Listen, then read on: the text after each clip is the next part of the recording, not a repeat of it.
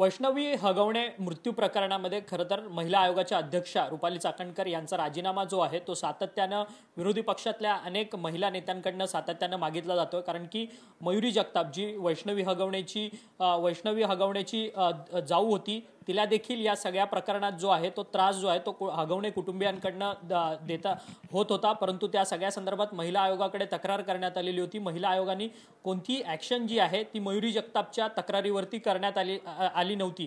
त्यामुळे वैष्णवी हगवणेचा दुर्दैवी मृत्यू झाला असा विरोधकांकडून आरोप केला जातोय। या सगळ्या संदर्भात बोलण्याकरता आपल्यासोबत राष्ट्रवादी काँग्रेसचे मुख्य प्रवक्ते आनंद परांजपे सर आहेत। आनंद परांजपे जी वैष्णवी हगवणे प्रकरण आता जवळपास 10 ते 15 दिवस होत आलेला आहे। वैष्णवी हगवणेचा खरं तर हगवणे कुटुंबियांच्या संपूर्ण प्रकरणामुळे तिचा मृत्यू झाला असं म्हटलं जातं। परंतु यामध्ये तुमच्या पक्षाच्या ज्या महिला प्रदेशाध्यक्ष आहेत रुपाली चाकणकर, ज्या महिला आयोगाच्या अध्यक्ष आहेत, त्यांचा देखील राजीनामा विरोधी पक्षातल्या महिला नेत्यांकडून मागितला जातोय। एक पहिली गोष्ट म्हणजे सगळ्यांनी लक्षात आणून ठेवलं पाहिजे की महिला आयोग हा कायद्याच्या चौकटीमध्ये काम करणारी एक स्टॅच्युटरी बॉडी आहे। महिला आयोगाला कुठल्याही परिस्थितीमध्ये इन्व्हेस्टिगेटिंग पॉवर्स नाही आहेत।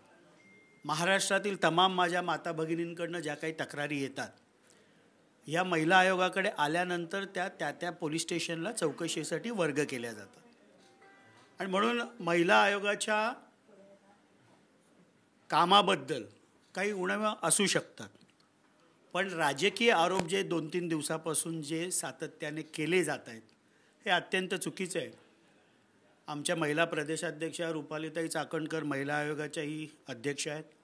अत्यंत संवेदनशीलपणे प्रामाणिकपणे त्या प्रत्येक महिलेला न्याय देण्याचा प्रयत्न करत असतात।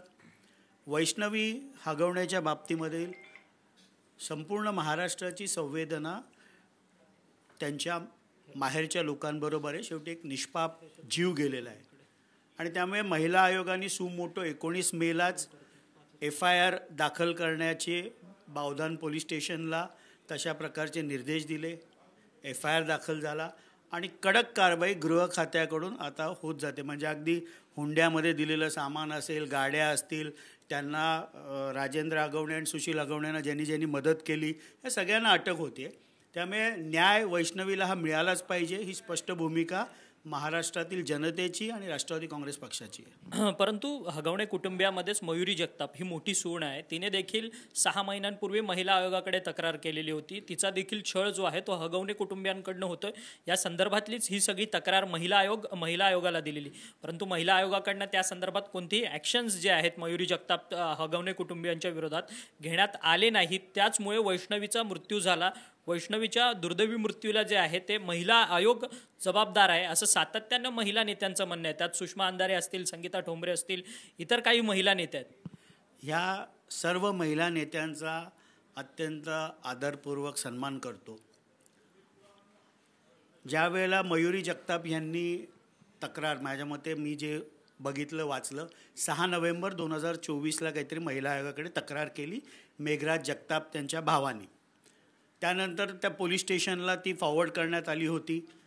पोलिसांकडनं जर कुठल्या प्रकारची कारवाई झाली नसेल तर त्याची चौकशी नक्की होईल, पण महिला आयोगाकडे ती तक्रार आल्यानंतर ती तक्रार पोलीस स्टेशनला फॉरवर्ड करण्यात आली होती।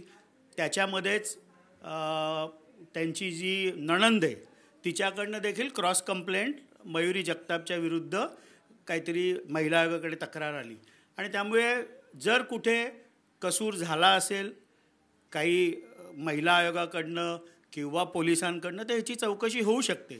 पण ज्या राजकीय महिला नेत्या आरोप करत आहेत हे दुर्दैवी आहे। महिला आयोगाच्या वर्किंगमध्ये काही सुधारणा करण्यासाठी जर कोणी सजेशन्स दिल्या तर ते नक्कीच राज्य शासन त्याचं स्वागत करेल। शेवटी ही समाज म्हणून 0 टॉलरन्स अगेन्स्ट डॉवरी हा महाराष्ट्रातील प्रत्येक माझ्या माता भगिनीचा हक्क आहे आणि म्हणून राजकीय आरोप जे काही 2-3 दिवस होतात हे देखील दुर्दैवी आहे। अनेक राजकीय आरोप राष्ट्रवादी काँग्रेस पक्षाकडनंही त्या महिला नेत्यांवर केले जाऊ शकतात, पण तेवढी राजकीय परिपक्वता राष्ट्रवादी काँग्रेसमध्ये आहे। खरं तर संगीता ठोंबरे यांनी थेट तुमच्या प्रदेशाध्यक्षांवरतीच आता टीका केली आहे. काँग्रेसच्या संगीता ठोंबरे त्या म्हणतात आहेत की कायद्याच्या चौकटीत महिला आयोग काम करता असं एकीकडे सुनील तटकरे म्हणतात. त्यामुळे सुनील तटकरेंवरती तर टीका करतात आहेत की काय होतास तू, काय झालास तू म्हणून. त्या या सगळ्या कायद्याच्या चौकटीत जो काही शब्द उच्चारलाय त्याच्यामुळे वैष्णवी हगवण्याचा मृत्यू झाला असं संगीता ठोंबरे म्हणतात.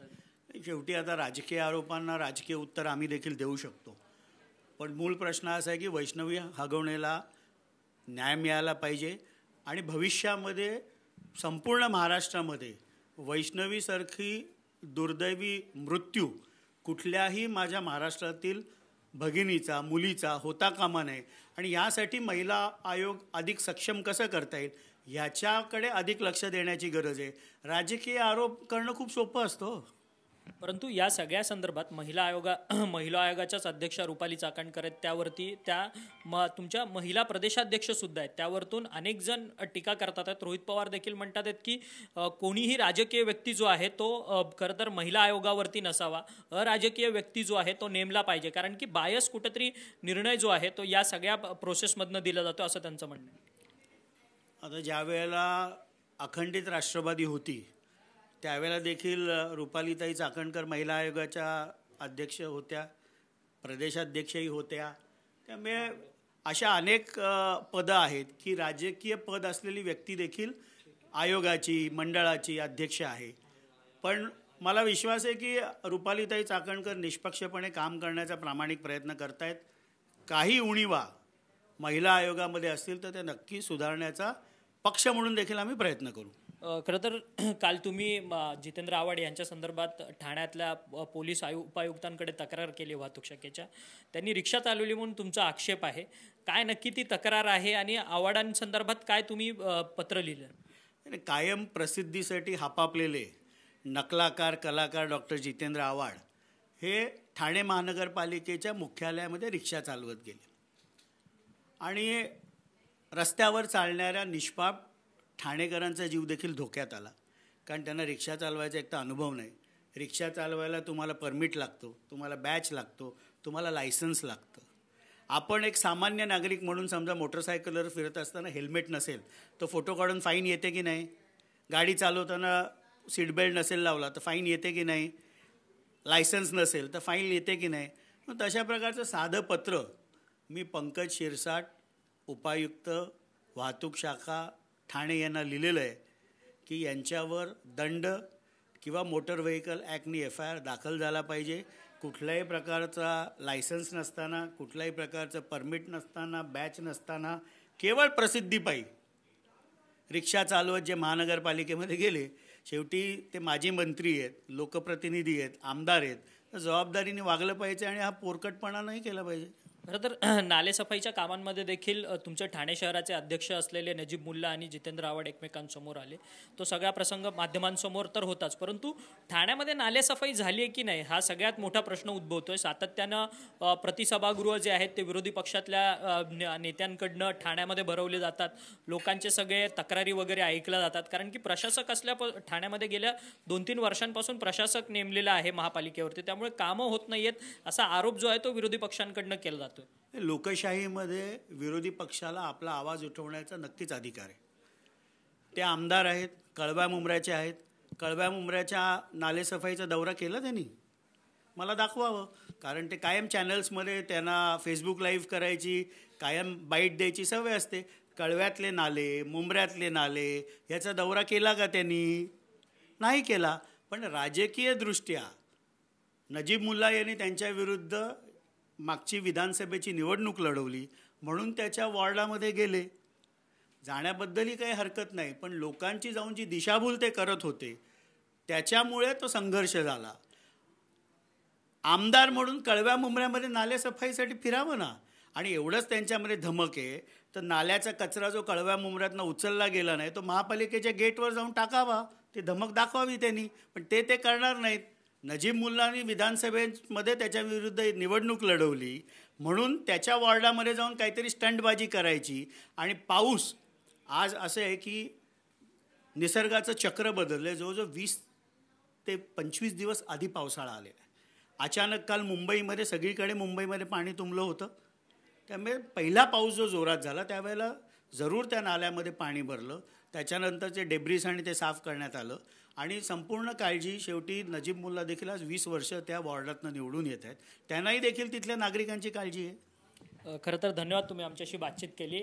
मुख्य प्रवक्ते आनंद परांजपे होते. त्यांचं असं म्हणणं आहे की आमदार जितेंद्र आव्हाड हे नुसते आरोप करण्यामध्ये माहीर आहेत आणि सातत्यानं ते आरोप करत असतात कारण की राजकीयदृष्ट्या राबोडीमध्ये जाऊन नालेसफाईचं काम बघणं हे योग्य नाही. तर जिथून आमदार आहेत जितेंद्र आव्हाड अर्थात कळवा मुंब्रा मतदारसंघ, त्या मतदारसंघामध्ये जाऊन देखील नालेसफाईची पाहणी करावी असं थेट आव्हान जे आहे ते मुख्य प्रवक्ते राष्ट्रवादी काँग्रेस पक्षाचे मुख्य प्रवक्ते आनंद परांजपे यांनी जितेंद्र आव्हाडांना दिले. व्हिडिओ जर्नलिस्ट प्रेम मात्रेसह अक्षय मंकणे, TVN मराठी, मुंबई.